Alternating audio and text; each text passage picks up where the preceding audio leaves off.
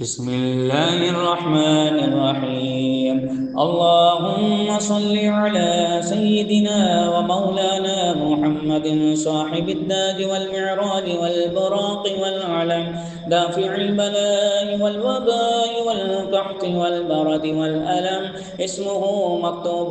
مرفوع مشفوع منقوش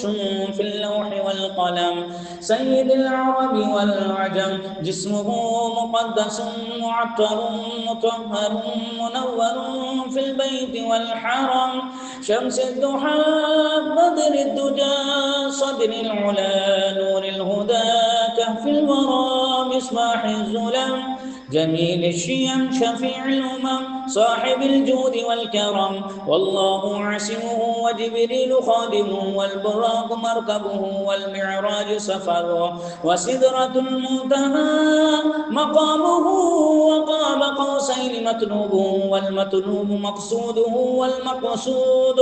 موجوده، سيد المرسلين خاتم النبيين شفيع المذنبين أنيس الغريبين رحمة للعالمين راحة العاشقين مراد المشتاقين شمس العارفين سراج السالكين مصباح المقربين محب الفقراء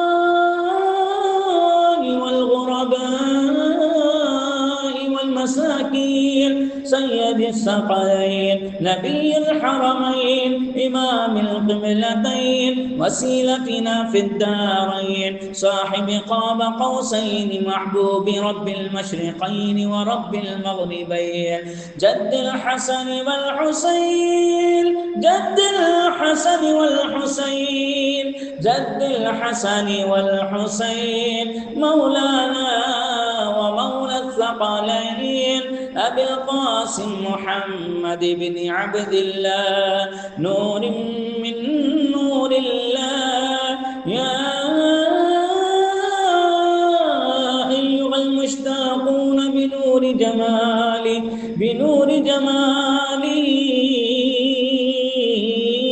صلوا عليه وآله وأصحابه وسلموا تسليما.